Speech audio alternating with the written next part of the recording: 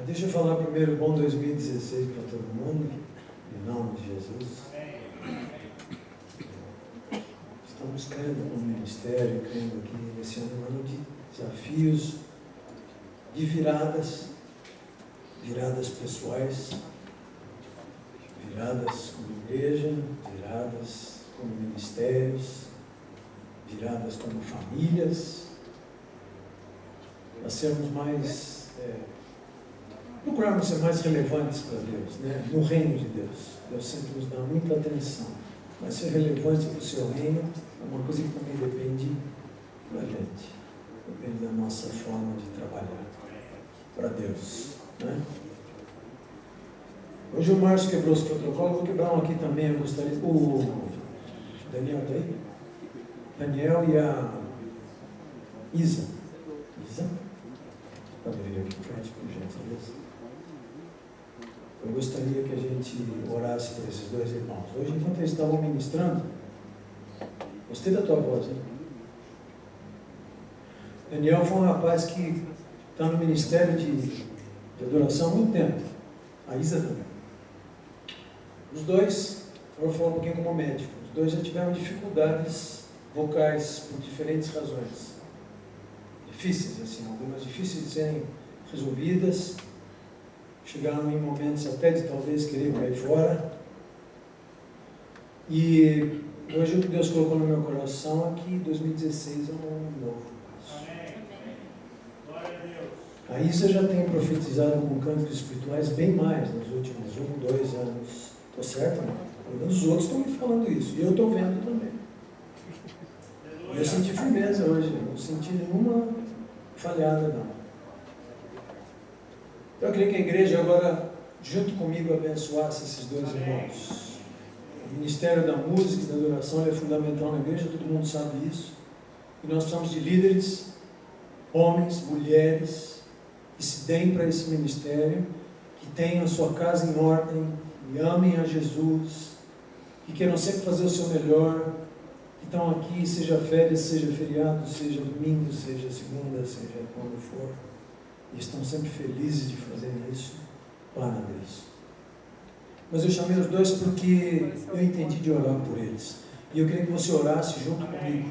Queria que os irmãos do Ministério Profético, do Ministério de Intercessão, se quiserem vir para vir ou não, nós vamos fazer uma oração por eles agora e vamos abençoá-los. Você concorda com isso? Amém. Então, acho que vamos ficar de pé, né? Fica de pé um pouquinho. Pode vir Marilena se quiser, Liana. Não vou ficar citando nomes, não vai complicar. Maria Eugênia, Wilson, Fernanda, pastores, governo, Marcelo, Lene, Vera, Miriam, Tia Ruth, se quiser vir também. Eu te acompanho os dois há muito tempo também. E você junto comigo vai acompanhar essa oração. Pastor Jorge, que bom. Essa oração com o Pastor Jorge hoje também. Vera, sobe, tia. Dá para subir? Não? Tá bom. E você vai abençoá-los agora. O Márcio hoje foi voz de Deus para abrir algumas coisas. Uma delas eu acho que é essa aqui, viu, Márcio? Para hoje. Sem falar que para você vai ter coisas esse ano também. Está perceptível isso na sua administração aqui. Vamos orar juntos então, me acompanhem por favor e ore junto, tá? Eu quero ouvir sua voz orando junto comigo. Senhor, em nome de Jesus, nós viemos agora diante de Ti, como presbitério, como ensina a Tua palavra, e impomos as nossas mãos sobre o Daniel.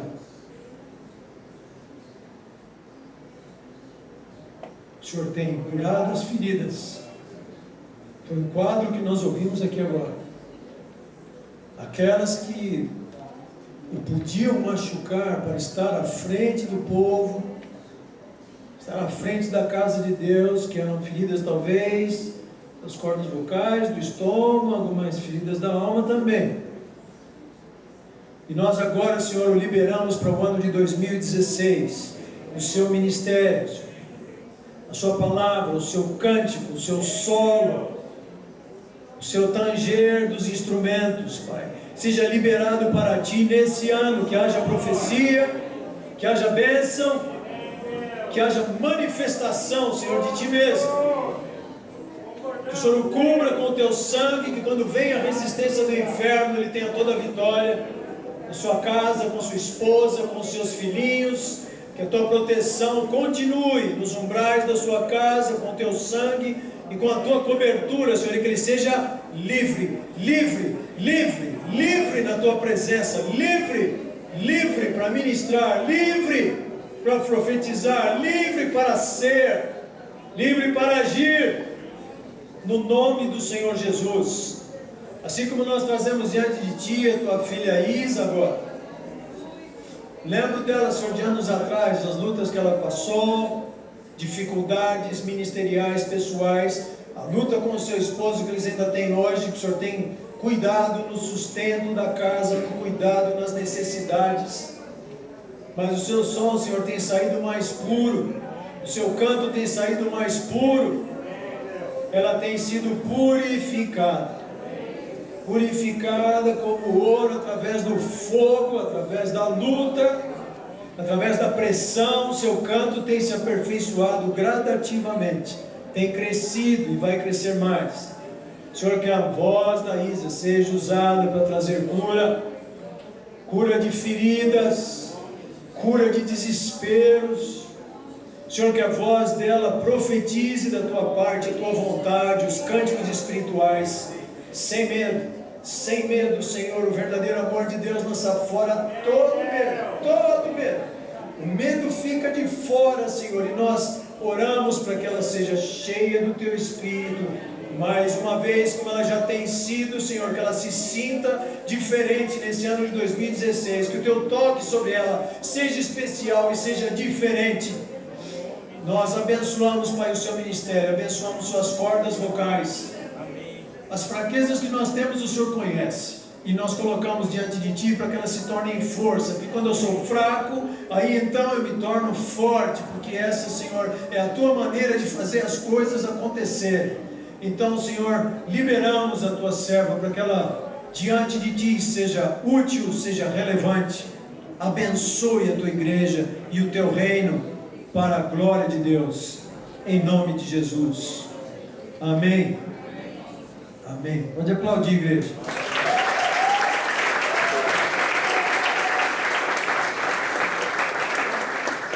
Se algum irmão que está aqui na frente e precisa dizer algo, pode sentar. Que entenda que os dois precisam vir à congregação também, pode dizer agora. Aproveita a oportunidade e manda bala. Em nome de Jesus. Deus seja louvado. Eu fiquei muito emocionado vendo esses dois cantar.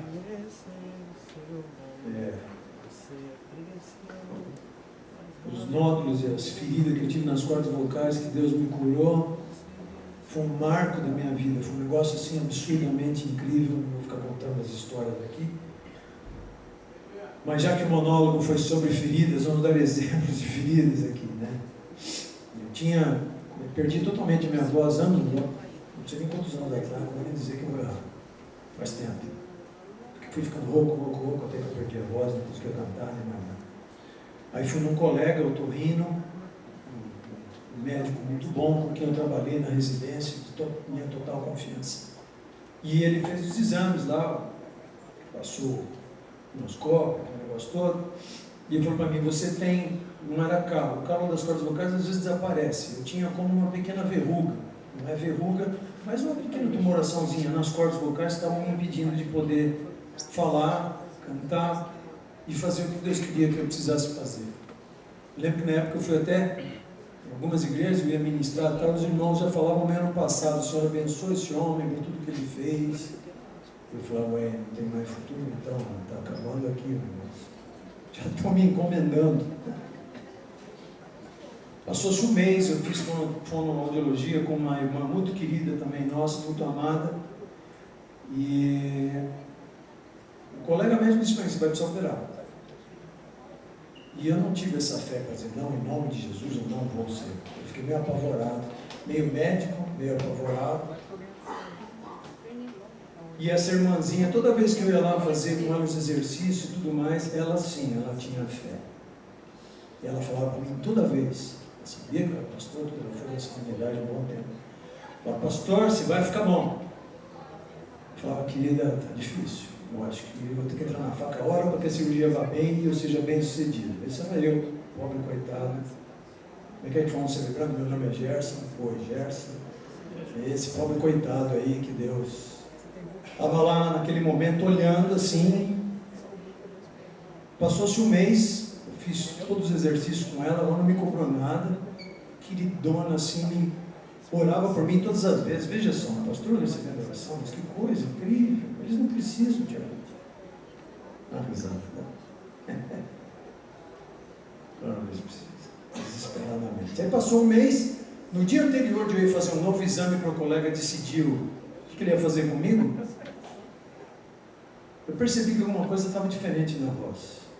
Percebi algo, assim, eu estava me ouvindo meio diferente. Eu falei, isso aí é vontade de querer ficar bom, né? Aí eu fui lá no dia seguinte, no Albert Einstein, toda a aparelhagem, tudo mais, tá? Eu fui fazer os exames lá. Primeiro ele ficou uns 30 minutos tentando achar onde estava o tal do tumorzinho. Aí como ele não achava, aliás ele já sabia que eu era pastor, de novo ele falou, doutor, colega, você é pastor, né? Sou servo de Deus, filho, né? Ah, interessante, né? E fazendo exame, e não achando nada. E meia hora. Aí ele resolveu injetar um contraste, para ver se com o contraste ele pegava alguma veiazinha, alguma coisa que aparecesse no exame, para ele poder achar o tal do que ele mesmo tinha visto antes. Eu tenho os 2 exames em casa, filmadinhos, bonitinhos lá. Acho que ainda tem. Tem. A mulher disse que tem.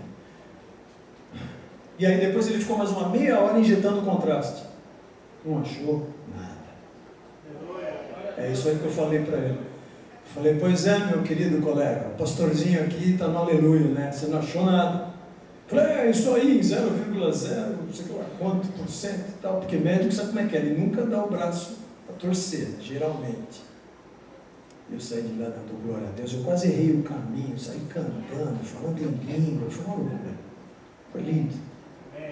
Então assim, eu também tenho experimentado que Deus cura as nossas vidas, sejam elas da alma, sejam elas do corpo. Eu passei por isso também, graças a Deus, por ter tido esse privilégio. E assim Deus cura. E se não cura a ferida, a gente fica falando falho. Não dá para falar direito. Porque você está com a ferida ainda. Para tirar, para curar. Amém, queridos? Hoje nós vamos continuar. O pastor Lene começou semana passada, esse mês é o mês de nós colocarmos e compartilharmos alguns temas do Celebrando. Celebrando, se alguém ainda não sabe, é um trabalho que nós temos tido aqui, de recuperação, de codependência, todas as segundas-feiras. No ano passado, acho que só parou na segunda do ano novo, né? O ano inteiro, feriado, dia comum, toda segunda-feira.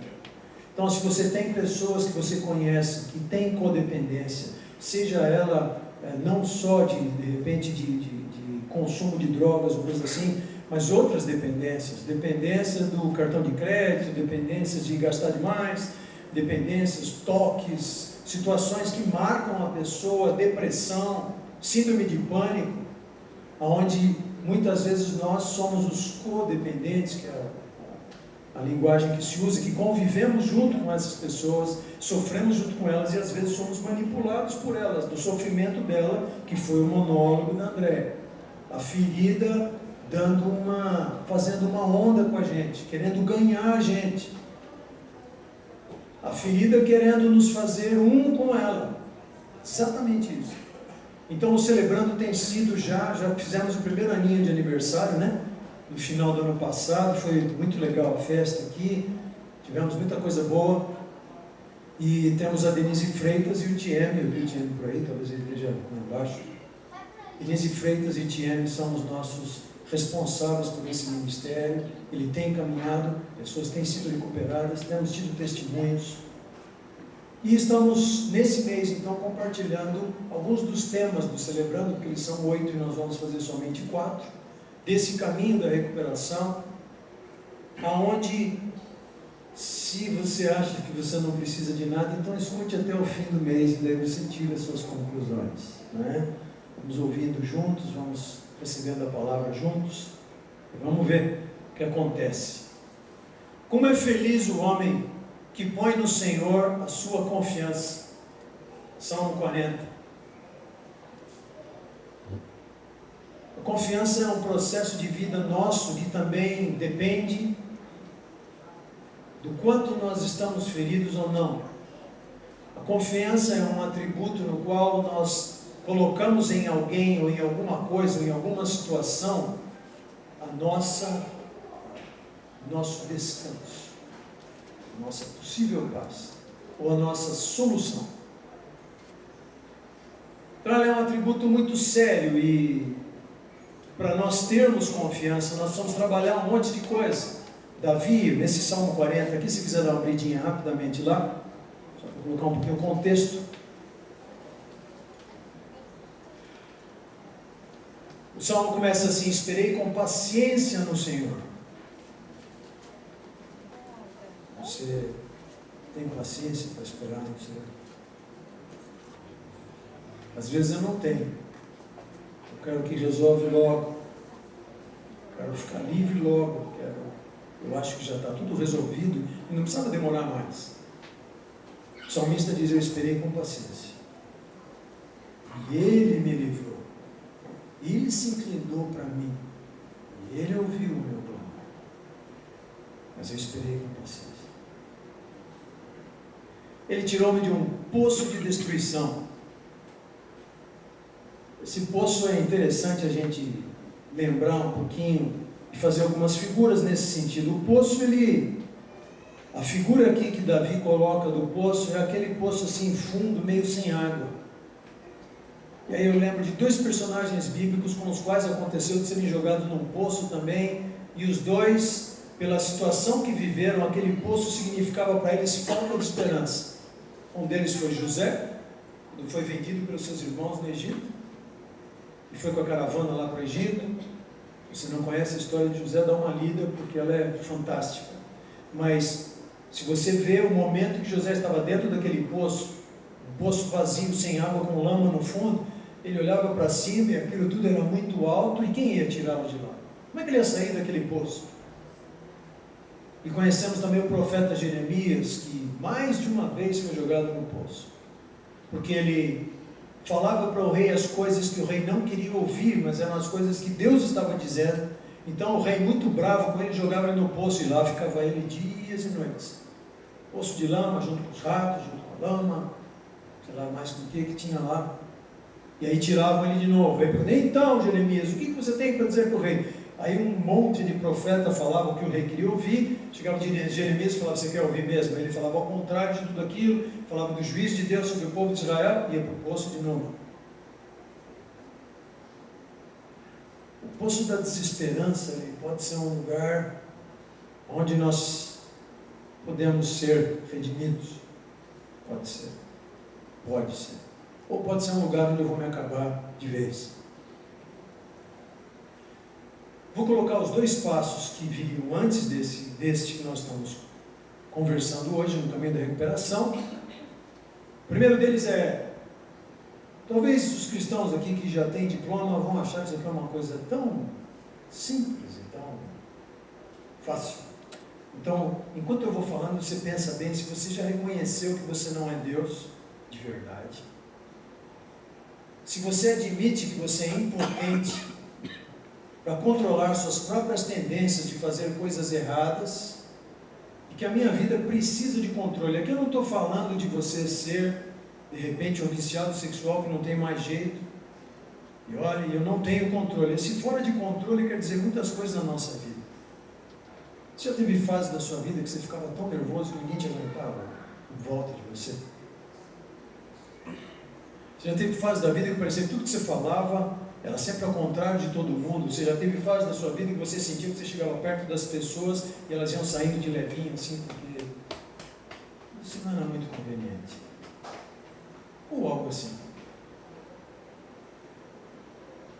Depois disso vem: eu acredito de todo o coração que Deus existe. Essa tá bom, Deus. Então tá bom. E que Ele se importa comigo. Você crê que Ele se importa com você? E quando está dando tudo errado, Ele se importa também? E quando parece que você está dentro do poço, ele se importa também? Ou ele está dando um tempo para se importar, depois ele volta?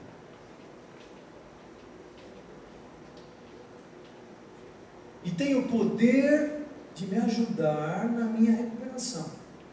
Desde que a minha pergunta não seja: que recuperação? Eu estou recuperando. Estou bem? Assim de novo? Certo comigo? Pontos para nós pensarmos. E o de hoje, nós vamos caminhar para procurar chegar nisso. Conscientemente eu escolho confiar. Confiar em Deus é uma escolha. Eu escolho confiar. Eu não penso, eu não raciocino, eu não faço contas no papel. Eu escolho. É uma escolha. E o que vai vir depois disso é fruto dessa escolha. E eu não posso ter o controle disso. Eu não tenho o controle disso. Eu escolho. É uma escolha. Escolho confiar toda a minha vida e toda a vontade aos cuidados e controle de Cristo. No século XXI, hoje a palavra controle, ela dá alergia num monte de gente. Tudo que nós temos vivido, sistemas ditatoriais, sistema isso, aquilo, outro. Na década passada discutimos um monte sobre a igreja instituição e a instituição, e que ela massacra todo mundo com coisas certas e coisas nem tanto, mais exageradas. Você deixaria a sua vida ser controlada por Cristo? Seja lá qual for o significado de controle tem para você. Não, Jesus controla tudo. Minha agenda é dele, está tudo na mão dele, ele controla. Acabou. Isso também é uma escolha. Não tem uma cartilha dizendo o que vai acontecer depois. Isso é uma escolha. Essa escolha vem com fé. Isso que a gente não sabe o que vai acontecer depois. A gente sabe pela Bíblia as promessas de Deus e o que Deus diz que Ele vai fazer.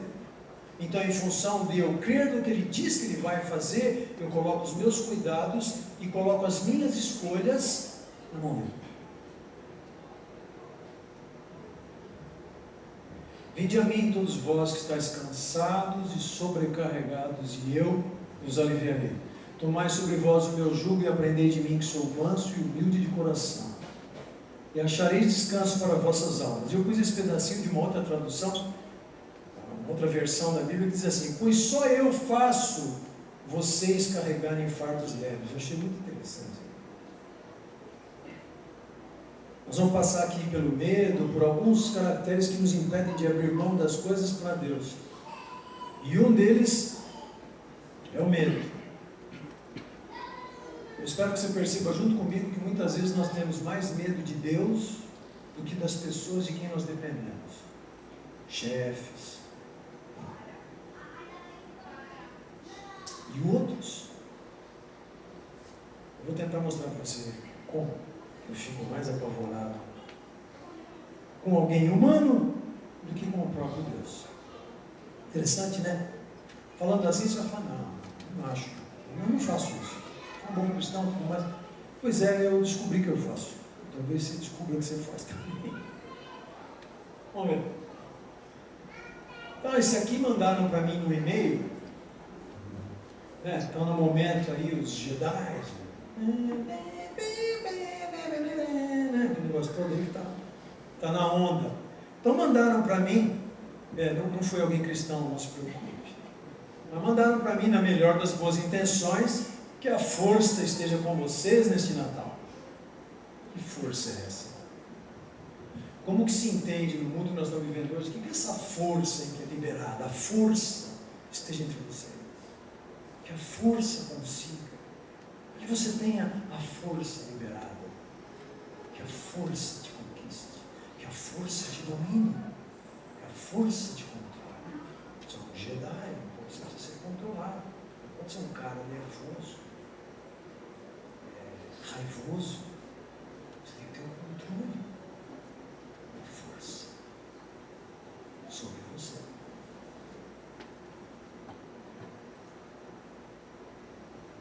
Desde 1890, como eu vi aqui nos ensinos, existe esse homem aqui, Montfort, que lançou essa ideia. Você é o produto do seu pensamento. Então, o que você pensa faz quem você é.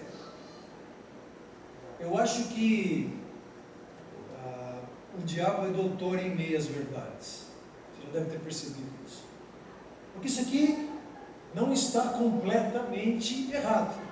Porque afinal, o que você decidir pensar, o que você decidir crer, o que você decidir ser, é o que você é. É ou não é? Sim ou não? É, né? Só que assim, você pega uma pincelada disso aqui, tira Deus da história e aí fica um caldo bem complicado. Você e o nosso lado de humanidade, de gente que tem capacidade, é sua força. Você pode, você consegue. Livros de autoajuda são os que mais vendem, que dão mais milhões e milhões de dólares, não sei mais o que lá, os caras ficam famosos, vão dar palestra em empresa, um monte de coisas sobre esse tipo de coisa. Você tem dentro de você a força. Agora com o filme então ficou melhor ainda, fica mais fácil.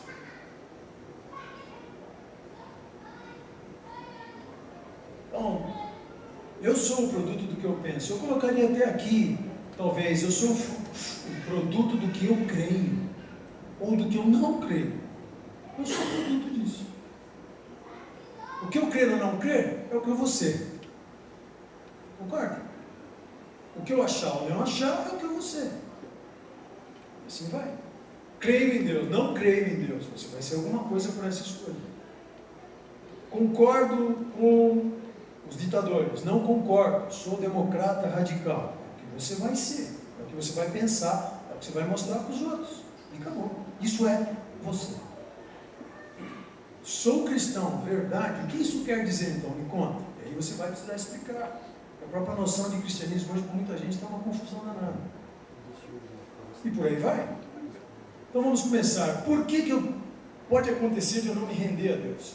Por que eu não me renderia a Deus? Claro que isso aqui não esgota o assunto, mas são algumas ideias de por que Deus pedindo para mim, me dá tudo que você tem, vem a mim, deixa eu cuidar de você, deixa os teus cuidados e o teu controle nas minhas mãos. Quais são fatores que me impedem? Alguns deles, eu vou colocar só 5 aqui. Alguns dos fatores que me impedem de não me render completamente a Deus. O primeiro deles aqui na nossa sequência é o orgulho. Será que nós temos pessoas orgulhosas hoje aqui nessa distinta audiência?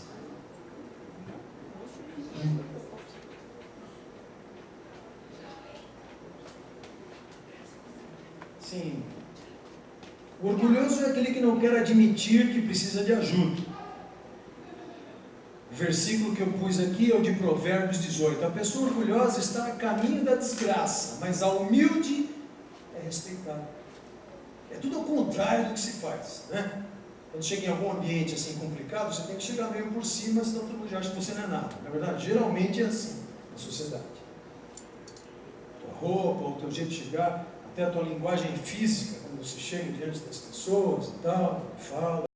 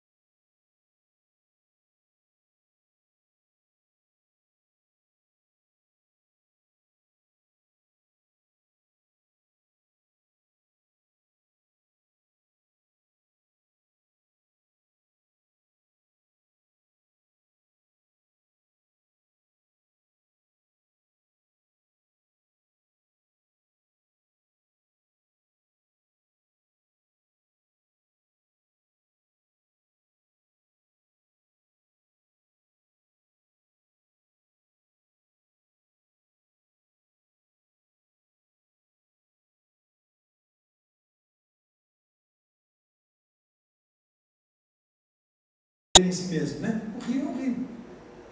Enfim, talvez Naamã achasse que o rio tivesse seus poderes, ele cria em outros deuses. Então ele precisou de 7 vezes para ele entender que não era nada disso. Que era a fé dele e em quem ele creu para que aquilo acontecesse, que fez acontecer. Então o orgulho eu diria que é quase uma doença. Aliás, quase não, eu acho que é, você não acha? Acho que o orgulho é uma doença. É que se eu tiver orgulho, eu estou dizendo que eu sou doente, aí eu vou precisar de Jesus para me ajudar, né? Aí eu decido se eu quero Jesus para me ajudar ou não. A escolha é nossa. Ou eu posso, como a Andréa falou, esconder o orgulho debaixo do meu paletó e continuar sendo orgulhoso. Eu acho que o orgulhoso é aquela pessoa que ela sempre tem uma explicação para o que os outros falam dele. Você viu isso? Não, mas você fez o quê? Mas eu fiz isso aqui também porque você fez o lá. Não, mas veja bem, você tem um jeito de falar também que... Bom, tem esse jeito de falar porque você também chega para mim com essa... Pronto, está diagnosticado aí um orgulhoso. Nunca aceito o que os outros falam. Sempre tem uma resposta, sempre tem uma explicação. Afinal, você é orgulhoso. De si mesmo. Difícil para o orgulhoso dizer, você está certo. Eu errei. Né? Casais, estou vendo umas risadinhas de casais aqui. Olha, teve uma época que minha mulher tinha sempre a razão, era dura para ela. A gente tinha aquela situação que eles gostavam, e vinha os argumentos, eu olhava assim e falava, ela está certa de novo. Você me perdoa? Perdoa. Vocês estão rindo? Eu falo o que vocês não falam. Mas vocês passam. Tenho certeza disso. Né, mãe? Só falar, viro de costas. Então, orgulho, meus queridos. A palavra diz que o humilde vai ser respeitado, não o orgulhoso, tá? Então, uma das coisas que podem nos reter, de nos render a Jesus, efetivamente é o nosso orgulho. Orgulho. Vamos lá. Outro. Segundo, minha culpa. Esse culpa pode misturar um pouquinho com as feridas também. Vocês viram que eu gostei muito do monólogo da menina que eu estou citando direto. Mas tem tudo a ver. A minha culpa muitas vezes é a minha ferida, ela está escondida. É a minha culpa.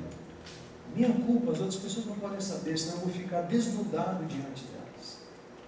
Que dirá falar para Deus da minha culpa? Eu pus também do Salmo 40, uma versão um pouquinho diferente. Males, isso é o salmista escrevendo, males sem conta têm me cercado, os meus pecados têm me alcançado de modo que não consigo ver. São mais numerosos que os cabelos na minha cabeça. Esse Davi aqui teria sido tirado do rol de membros, não acham? Ninguém eu acho engraçado. Tem mais pecados que os cabelos da cabeça. Esse é o grande rei Davi. Sempre me exagerou. Deve ser uma força de linguagem, né? Assim, de poesia, uma ênfase poética. São mais numerosos que os cabelos da minha cabeça. Por isso o meu coração está desanimado. Então Davi também ficava desanimado. Você fica desanimado? Obrigado, Tiago. Eu também. Porque o desânimo surge da minha culpa. Por muitos anos da minha vida, entrou na minha cabeça que as minhas boas obras me fariam ser mais aceito por Deus ou não. Isso não existe. Nunca com as nossas boas obras nós vamos satisfazer o coração de Deus. Não tem como isso. Tiago fala da fé e das obras. Nós precisamos ter os dois. Porque sem fé nós nunca vamos satisfazer Deus. É impossível agradar a Deus sem fé. E as obras têm que vir como consequência da fé. Se as obras vêm consequência da minha força, Deus não vai dar nem bola para elas. E se a minha fé é morta, sem as consequências da fé, das decisões que eu tomei diante de Deus, também essa fé é meia boca. Ela não é suficiente. Ela não agrada a Deus. Né? Então aqui eu coloquei o famoso exemplo da moça que foi pega em adultério. E daí a turma toda as mãos aqui dos sacerdotes, dos fariseus, todo mundo, e Jesus escrevendo no chão. Quando chegar lá no céu, uma das perguntas que eu vou fazer para ele é assim: Senhor, o que o Senhor estava escrevendo no chão quando o Senhor perdoou aquela moça? Que a Bíblia não diz. Só diz que ele calmamente escrevia no chão. E que devagarzinho eles foram indo embora um atrás do outro. Então eu estou imaginando se ele escreveu alguma coisa referente a eles, ou o quê? Mas o texto não diz o que Jesus escreveu. Não tem problema, fez efeito do mesmo jeito. Diz a palavra que todos esses homens que trouxeram essa moça pega em adultério foram indo embora, e o detalhe da palavra é, foram indo embora primeiro os mais velhos. Não foram os mais novos. Os homens mais velhos começaram a ir embora. E depois os mais novos. Não. Interessante a Bíblia colocar esse detalhe. A gente pensar, né? Homens mais velhos, como eu, e homens mais novos. Então a minha culpa é um segundo fator. Fator importante. Meu orgulho, minha culpa. O que mais? Meu medo. Medo do quê? Quando você pensa em se entregar totalmente para Deus, você tem medo do quê? Pensa. Alguém quer dizer? Não. Alguém quer colocar alguma coisa? Eu vou dar exemplos depois, se alguém quiser. Estamos em casa, família. O que você sente que você tem medo quando Deus está pedindo que você coloque tudo na mão dele?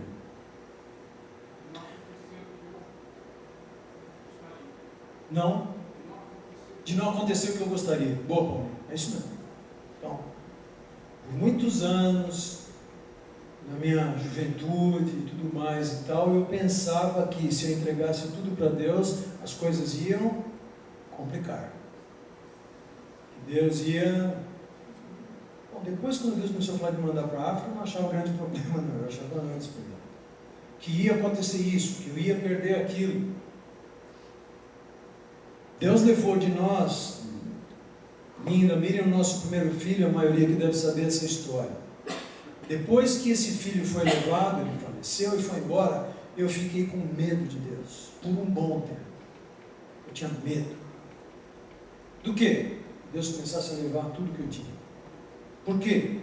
Porque na minha linguagem, ele levou o meu filho embora.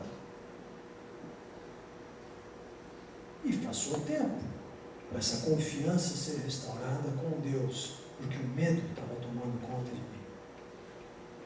E o medo é um negócio assim.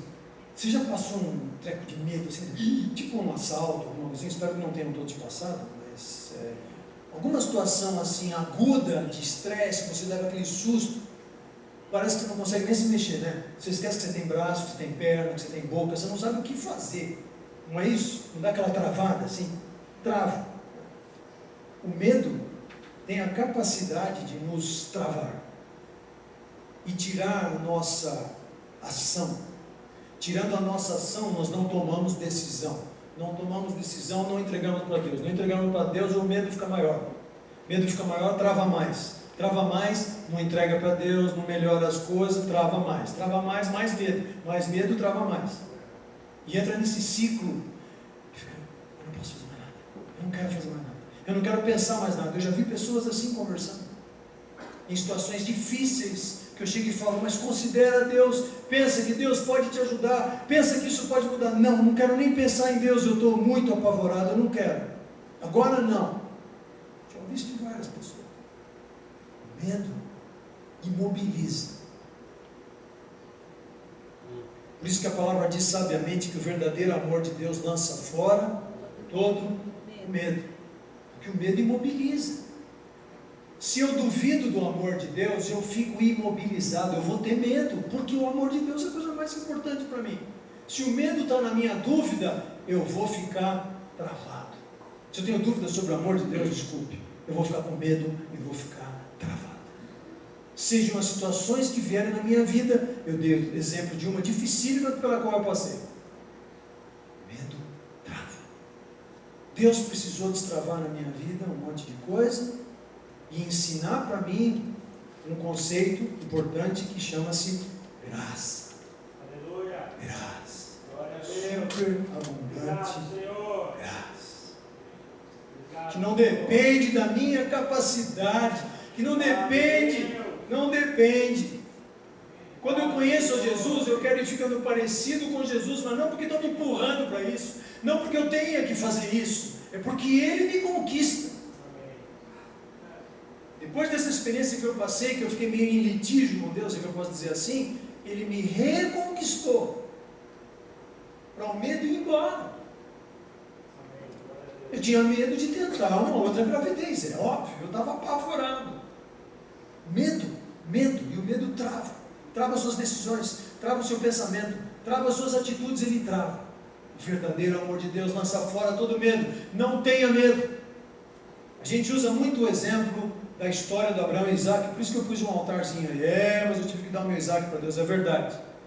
No passado nós conversamos sobre isso várias vezes, em reuniões de governo, um monte de coisa, mas nós chegamos a uma conclusão também assim, a gente fala de entregar o Isaac para Deus, mas a gente nunca lembra que Deus devolveu o Isaac inteirinho para Abraão. E Isaac foi um grande homem, e teve filhos, e netos, e bisnetos, e a palavra de Deus se cumpriu.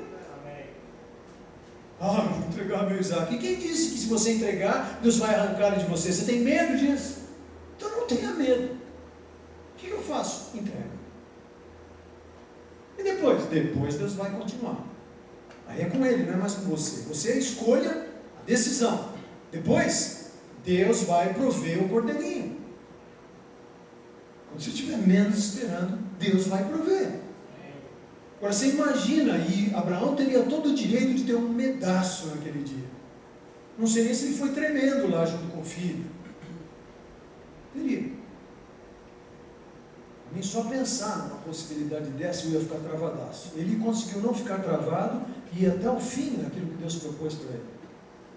Às vezes nós vamos ter propostas de Deus que ao nosso coração trazem medo e parecem incertas, inseguras, mas se eu confiar nele, de coração, isso vai ter um fim, que no mínimo vai ser agradável a Ele, e se for agradável a Ele, acho difícil que seja ruim para mim.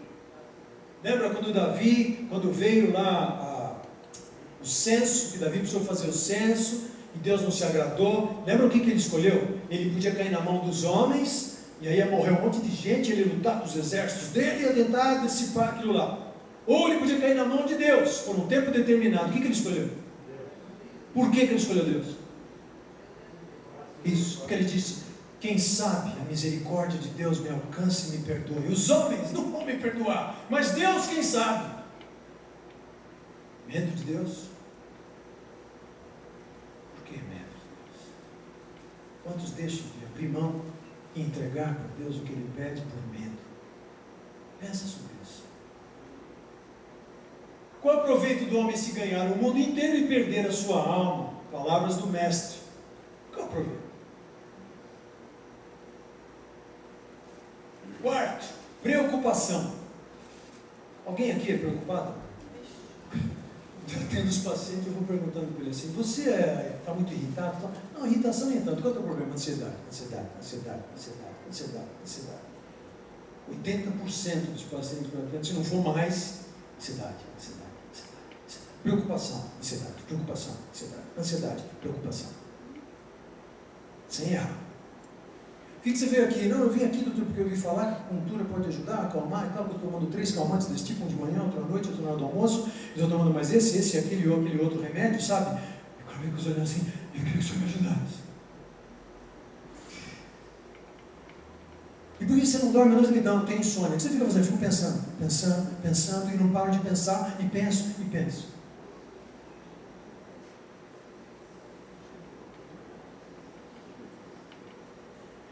Muitas vezes eu não me rendo a Deus pela minha preocupação. Achei muito legal isso aqui. Porque eu confundo a fase de decisão com a fase de solução. Vamos lá. Eu falei de decidir, tá certo? Todo mundo junto comigo aqui, né? Eu preciso tomar a decisão. Só que eu tomar a decisão não quer dizer que já resolveu tudo.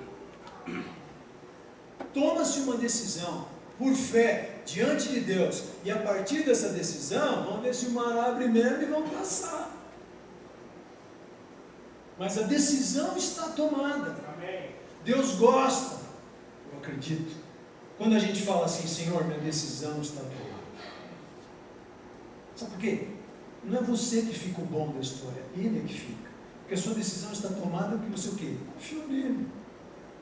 Você não teve medo dele, você não teve orgulho. E a sua preocupação se jogou no colo dele. Confesso que muitas vezes eu mesmo, talvez nós, só entregamos a preocupação quando não tem uma solução. É ou não é? Sim ou não? Precisa levantar a mão. Mas é um mecanismo muito comum. Eu tento todos os jeitos. Quando não tem mais jeito, Senhor, eu te entrego também, né? Não tem mais o que fazer, é entrega, né, tio?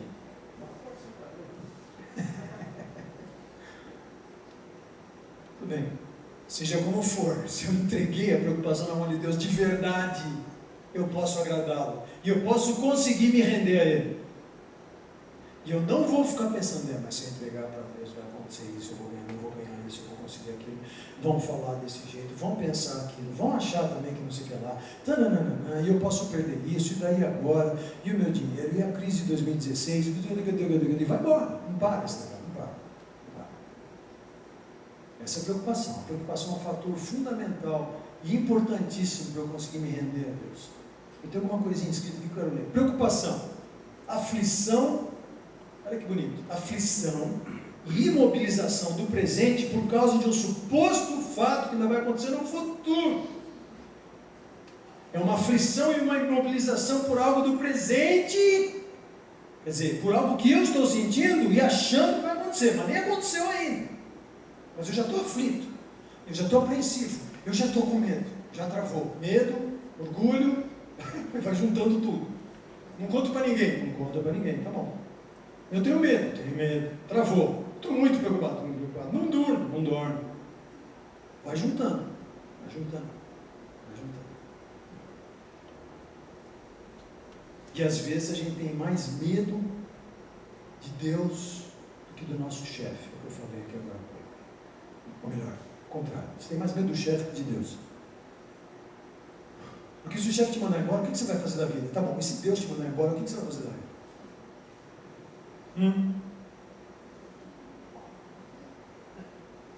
Se o chefe mandar embora, é problema, é dificuldade. Temos irmãos assim aqui, estamos orando por eles, estamos procurando ajudá-los. Não é minimizar um problema.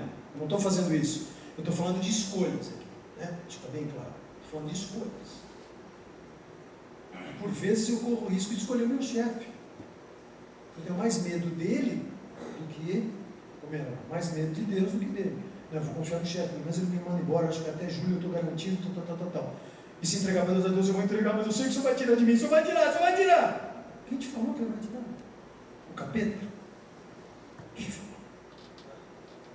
Quem falou que ele vai tirar? Se ele não é nosso Pai Celeste que quer dar todas as boas dádivas para nós, a gente está escrito lá,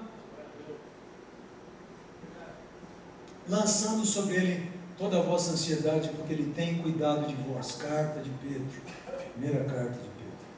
Depois esse preocupação aqui, porque eu não achei outro. Então, achei isso interessante, você não vai esquecer dessa carinha. Último, dúvida. O que vocês acham? Está com mais cara de preocupado ou de dúvida aqui? Os dois, né? O que vocês acham? Dúvida? Preocupação. Eu achei que dava para os dois, né? Você fica com essa carinha quando você está na dúvida, quando decidir alguma coisa? Rói as unhas que não sobra mais quase nada. Tipo. Opa, estou entregando todas. É o que nós somos, não é verdade? Lembro do irmão, amigão meu, rapaz, o cara tinha metade da cutícula, uma coisa impressionante. Eu olhava para os dedos dele e falava, rapaz, não, é que estou meio preocupado ultimamente, isso já passa. O cara não tinha metade do dedo, cara. Cristão, a ver que ele estava nessa dificuldade, entrega, não entrega, então vai na unha. Pois eu lhes asseguro que se tiverem fé do tamanho de um grão de mostarda, poderão dizer a esse monte, sai daqui para lá, e ele irá. E nada não será impossível. Glória a Deus. Versículo conhecido. Mas para aplicá-lo, né? Nós estávamos aqui um dia com alguns irmãos conversando, e é bom a gente ter filhinho pequeno, porque ele dá uns nós na gente, assim, legal. Quem já teve filho pequeno aqui, sabe, quem está tendo, está vivendo o momento, e quem vai ter já deve ter ouvido histórias, ouça mais essa. É um negócio assim. E o pai contando para mim que o filhinho ficou com uma feridinha e tal. Não vou dizer nem todos os detalhes da história, nem vou contar, porque acho que o pai está presente, então eu entrego aqui. Então não posso. Mas vou contar do meu jeito que eu lembro. E aí a criancinha perguntou para o papai assim: papai, Jesus resolve qualquer coisa? Filho, então ele resolve esse aqui também. Aí ficou, pai e mãe ali, né? Eles não fazem o que a gente fala, como qualquer um de nós. Não estou julgando ninguém, não. O que você faria?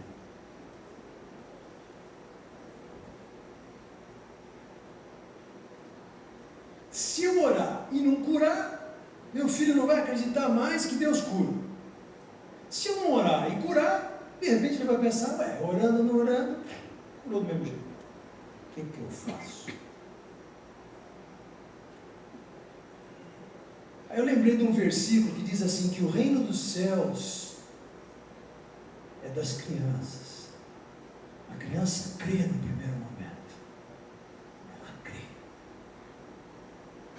Então se o filho fosse meu, eu acho que se eu na hora tivesse essa ideia, eu ia falar assim, tá bom filhinho, então vamos orar, você ora. Vamos pedir para Jesus. E criança nunca vai dizer Jesus não curou. Demora aquilo uma semana ou um mês, ele vai falar, viu papai, Jesus curou com a minha oração. Amém, meu filho. Deus seja louvado. O que é isso? Enrolar a criança? Não. Não deixar ela perder a sementinha de fé que ela tem no coração dela. Ela creu. E aí eu ponho a seta e não entro. E ela fica olhando para mim. E o que eu faço? Não, você entregou para a fé dela, né? Exatamente. Ela creu, deixa ela orar, ué. Ela já tem condição para isso? Então, Senhor Jesus, cura minha feridinha. No teu nome, amém. Oração de uma criança que mexe o céu inteiro.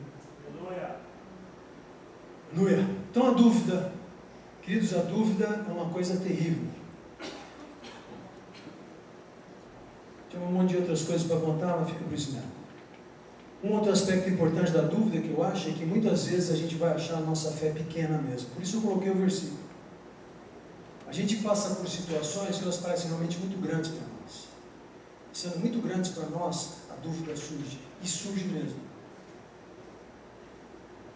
E aí, de novo, qual é a solução? Decidir. Senhor, eu decidi. Tá. Qual é a solução? Senhor, eu decidi.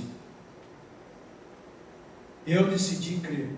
Eu decidi entrar nos teus caminhos. Eu decidi abraçar o Senhor. Eu decidi me jogar no teu colo. Eu decidi, Senhor. Está decidido. Está decidido.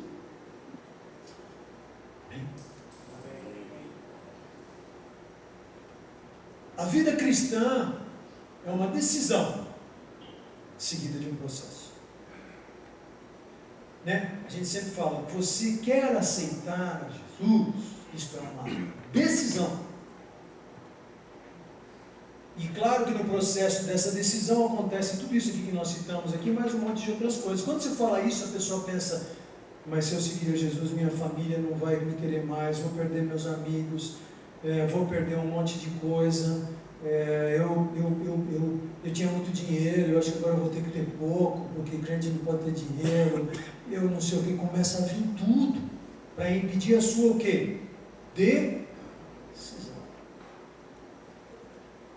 Vida cristã é uma decisão e um processo. Começa com uma decisão. Às vezes eu vejo cristãos, crentes antigos, que tomaram a decisão, mas não andam no processo. Vejo um crente de 10 anos que não foi batizado. Aí você fala, mas você não foi batizado? Não. Mas por quê? Não, sei lá, é importante. Eu estou me preparando aí, talvez mais uns 5 anos eu me batizo. É uma decisão seguida num caminho. Não para ali. É uma decisão seguida num caminho. E às vezes a gente toma a decisão e não segue o caminho. Puxa o freio de mão, né, Nelson? Puxa o freio de mão, Deus quer acelerar, dá um cavalo de pau, capota. Não vai. Porque não soltou o freio de mão e falou, eu creio, eu me rendo, Senhor, está aqui. Ah, mas você vai te batizar, ninguém da tua família vai. Como a gente já teve irmãos aqui que pagaram esse preço. Eu decidi. está decidido. Isso é cristianismo. Amém. Terminando, o tema de hoje então era abrir a porta, abrir mão para abrir a porta. Eis que estou à porta e bato. Se alguém abrir, eu entrarei e cearei, eu com ele e ele comigo. Isso vale tanto para pessoas que talvez não conheceram a Jesus ainda, como para os que já o conhecem também. Amém. Aceitar Jesus, aceitar a Bíblia como palavra padrão de vida. A Bíblia hoje é muito questionada, é uma loucura, todo mundo acha. Hoje, assim, o que se questiona da palavra de Deus é brincadeira, né? Começou uns 10 anos atrás, foi super interessante, que todo ano botava uma besteira para tentar criar dúvida na cabeça das pessoas. Depois surgiram os manuscritos do Mar Morto. Todo mundo falou, isso aqui não vai dar, isso aqui vai ser tudo diferente do que está na Bíblia. Estava tudo igualzinho, apesar de milhares de anos, diferenças de lugares, outra caligrafia, mesmo conteúdo. A palavra de Deus é a solução para a nossa vida. Ela é o nosso alimento. Ela é o nosso manual de vida. Eu não sei o que Deus está pensando disso. Vai procurar na palavra. Mas e se eu fizer isso e isso? Você acha certo, Gerson? Vai na palavra. Ah, mas isso aqui não está escrito claramente. Vai na palavra. E ora. Se Deus não falar, ou Deus não está vivo, que eu acho que é impossível, ou eu estou com os ouvidos meio atrapalhados, né? Um dos dois. Aceitar a vontade de Deus. A Bíblia diz que a vontade de Deus é perfeita, boa e agradável. Pode ser que às vezes eu tenha dúvida para entregar acreditando que ela é. Às vezes eu quero, já vi gente pregar sobre isso, às vezes eu quero ela boa e agradável, mas não quero ela tão perfeita assim. Deixa eu ter o meu lugarzinho também, né? Às vezes eu quero que ela seja perfeita, mas não acho que sendo perfeita ela vai ser tão boa assim. Não. E às vezes ela é tão perfeita e boa que não parece agradável. Eu tenho que abrir mão de tanta coisa. Acho que não é tão agradável assim a vontade de Deus. E fica a dúvida. Mas a própria palavra diz que ela é perfeita, boa e agradável. Se nós escolhermos entregar nas suas mãos. Aceitar a vontade de Deus como minha estratégia. Olha que legal. Eu gostei disso aqui. A vontade de Deus para a minha vida vai ser a minha estratégia. Mas sua estratégia de vida? A vontade de Deus. Como assim? Qual é a vontade de Deus? Estou orando, estou lendo a palavra, estou buscando Jesus, estou buscando o conselho dos irmãos mais experientes, estou caminhando no meu caminho, estou pedindo sinais para Deus. Bem. Vontade de Deus. Por fim, aceitar o poder de Deus como minha força. Agora vamos falar de força. Quer falar de força, liberar a força e tudo mais aí que estão falando por aí?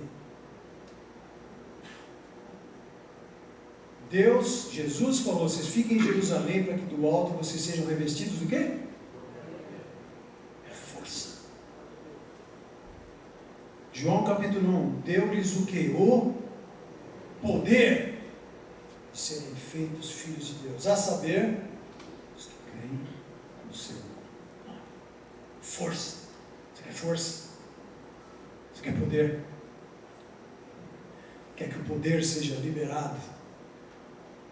É por aqui. É desse jeito. Quero orar com vocês. Nós podemos ficar de pé, por favor.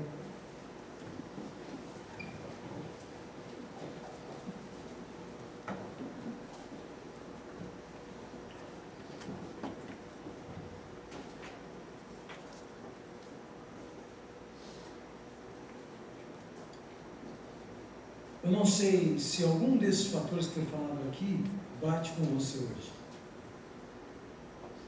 Se bater, tudo bem, ainda que seja culpa. Não fique desesperado com a culpa. Nós falamos sobre a culpa aqui. Ele pode tirar de nós toda a culpa. Não há pecado que Deus não possa perdoar. Certo? Amém, queridos? Eu ia falar aqui, eu lembrei só agora.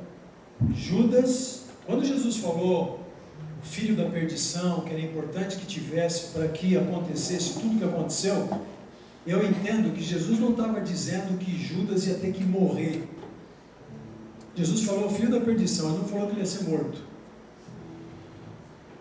Se Judas achasse lugar de arrependimento depois do que ele fez, que foi uma das coisas mais terríveis, sim, da história, se ele achasse lugar de arrependimento, ele poderia ser salvo. Sabia? Não é heresia não, é opção, é escolha. Deus sabia que Judas ia trair, isso é uma coisa. Outra coisa é, Deus decidiu que Judas ia se enforcar. Não. Peraí. Não é assim. Deus sabia que ele ia trair, porque Deus sabe todas as coisas. Ele já viu o filme antes, ele já sabe. Mas haveria, se houvesse lugar de arrependimento, eu creio que aquele homem seria salvo. Porque Pedro negou a Jesus também o quê? 3 vezes, não foi? E não houve lugar de arrependimento para ele? Ele entregou Jesus, entregou. Fosse o Pedro verdadeiro, ele ia pular por cima dos guardas, ele ia falar, tira ele daí, ele não pode ser julgado assim. Isso é injustiça, estão julgando ele de madrugada, ninguém está sabendo, não pode fazer isso. O Pedrão que a gente conhece ia fazer isso. Ele negou, na cara dura, 3 vezes. E houve lugar de arrependimento para Pedro, e Pedro se tornou um apóstolo, um dos que a gente mais conhece. Então, a chance para mim e para você. Esse é o ponto. Obrigado, Deus. Obrigado, Deus. Obrigado, Jesus. Obrigado, Deus. Eu queria, no primeiro momento, a igreja orando comigo, e eu queria saber se há alguém aqui que nunca disse para Jesus, Jesus, eu preciso que o Senhor venha morar no meu coração, a coisa está feia, eu já tentei um monte de coisa, já fui em várias religiões, já fiz tudo que eu pude, que eu imaginei que pudesse dar certo, não deu. Hoje eu queria o Senhor, porque não dá mais. Se há alguém assim aqui hoje, eu queria a igreja orando comigo, porque isso é uma luta espiritual, isso não é um convencimento humano. Eu queria saber se você quer recebê-lo hoje. Envolve tudo isso que eu falei e mais um monte de coisa, mas a primeira coisa é a decisão. Eu decido, eu defino, eu opto, eu quero. É assim que começa a vida cristã. Você quer? Se há alguém aqui assim, eu gostaria de ver você. Gostaria que você acenasse para mim. Eu queria a igreja orando, de olhos fechados, por gentileza. Amém. Tem uma pessoa aqui. Aleluia. Estou vendo o Edson lá atrás também. Há mais alguém? Pensa um pouquinho. Pense em abrir mão. Pense em largar o que você está segurando. Porque Jesus precisa fazer. Há mais alguém? Estou vendo. Que bom, querido. Há mais alguém?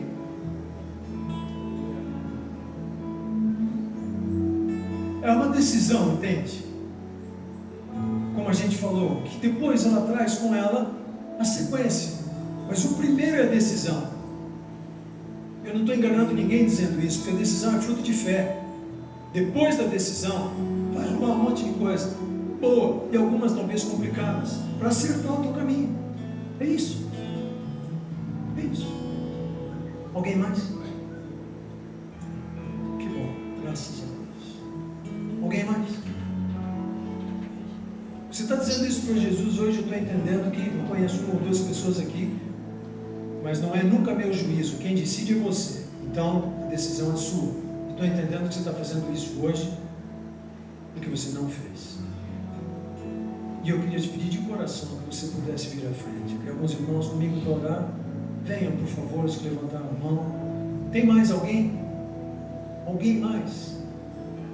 Igreja, ora comigo aí. Ora comigo, igreja. mais alguém? Em nome de Jesus, é uma decisão. Isso, irmãos, venham ficar juntinho deles, por favor, intercessores, governo, ministério. Há mais alguém?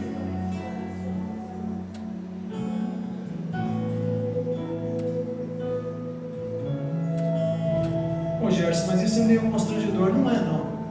Jesus foi levantado numa cruz, nu, na frente de uma rua, passava todo mundo na frente, vira ele lá nu, esticado lá. Ele passou toda ofensa e vergonha por nossa causa. O que é na frente de outras pessoas vir até a frente? O que é isso? Será que é um grande problema? Uma grande vergonha? Eu não acho que é. Isso é o mínimo, é o começo. Isso é o começo, queridos. O começo, isso é o começo. Conheci Jesus com 7 anos de idade, um pouquinho antes de fazer 7 anos. De lá para cá, estamos no nosso caminho. Ele e eu. Ele na frente e eu atrás. Estamos caminhando, estamos caminhando, estamos caminhando, estamos caminhando, estamos caminhando. Eu lembro daquele dia. Falo que criança não lembra das coisas. Lembro assim, eu lembro do dia que eu, com a titia lá dizendo para mim que filho de crente não é crente, eu comecei a chorar. Eu falei, então meu papai é diácono, eu não sou cristão. A tia falou, não, querido, você precisa decidir também. Eu comecei a chorar, fiquei apavorado, porque eu achei que meu pai me garantia. Aí felizmente a titia falou, você não quer decidir por Jesus?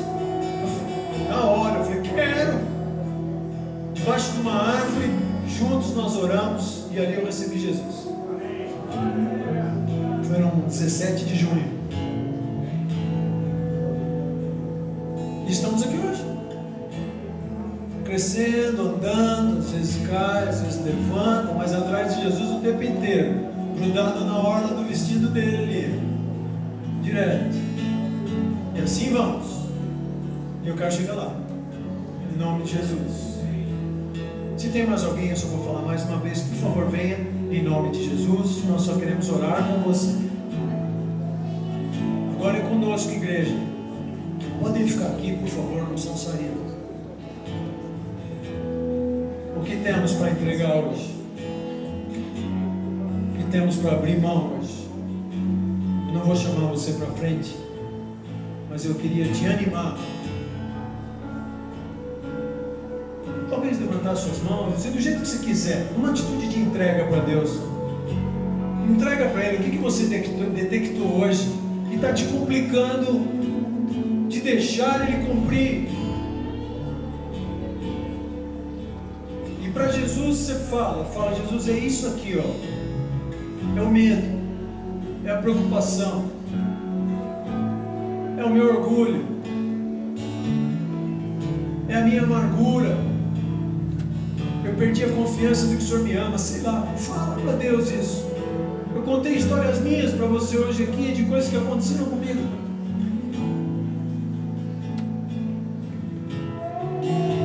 Examina o teu próprio coração e deixa Deus operar,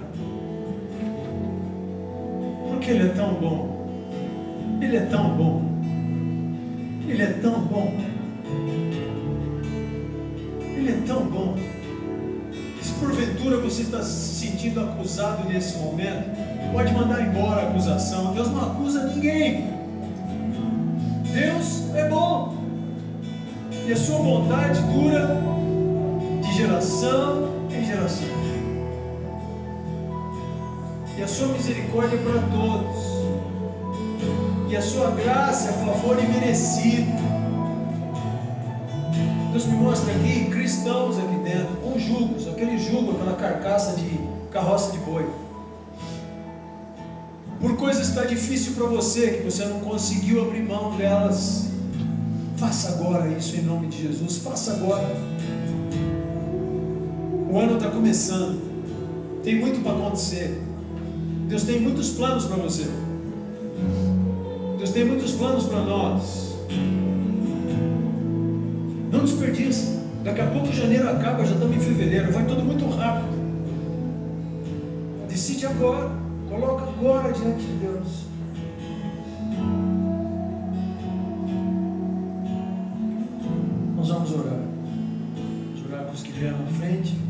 irmãos junto deles.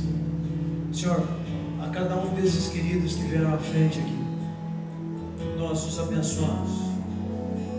Nós entendemos que eles estão aqui conosco porque eles precisam do Senhor. Por isso eles vieram à frente. E isso é uma decisão. A partir dessa decisão, um processo está se deflagrando aí na vida de cada um deles. É uma decisão. E é o início de um processo. Um processo, meu querido, onde, minha irmã, onde Deus vai orientar. É um processo que está sendo deflagrado. E nós te agradecemos, Senhor, por cada um deles que tem confessado o Senhor nessa noite, como Salvador, como Senhor. E oramos pela tua igreja também, Senhor. Tira, Senhor, das nossas costas os nossos jugos que nos arcam para frente, que nos arcam para trás. Tira, Senhor, em nome de Jesus. Tira. Faz do teu povo um povo livre. Eu vejo uns aqui que o jugo te impede de ouvir. A voz de Deus, ela nunca está calada. Mas os nossos pecados fazem separação nossa de Deus. É o que diz a palavra em Isaías. Joga esse jugo fora. Ao invés de ficar dizendo: Senhor, por que o Senhor não fala comigo?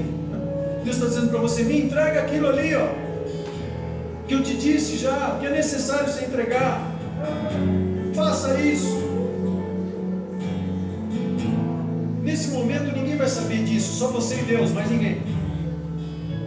É uma coisa pessoal sua.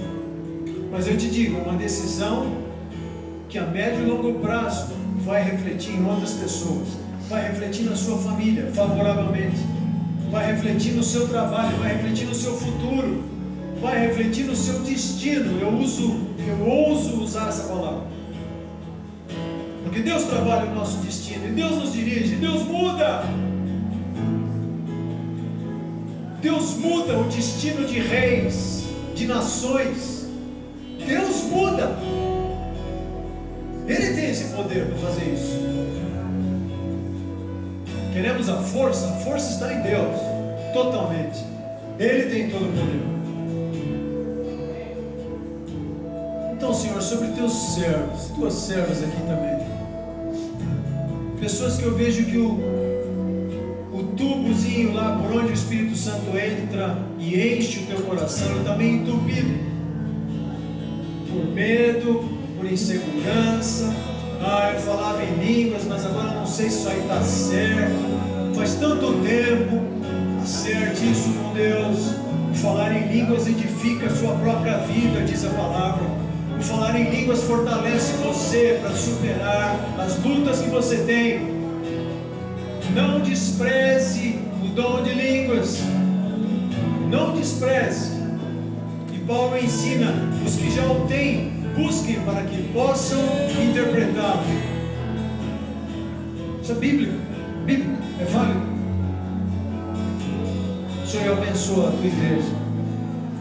Obrigado, Senhor, porque queremos te agradar, Senhor. Queremos te entregar, não queremos ter medo, não queremos ter desespero, não queremos ter orgulho, preocupação, culpa. Nós te amamos, Senhor, e te agradecemos nessa noite. Te agradecemos nessa noite, porque o Senhor é bom para nós. O Senhor é bom para nós. O Senhor é bom para nós. Em nome de Jesus. Amém. Amém. Amém.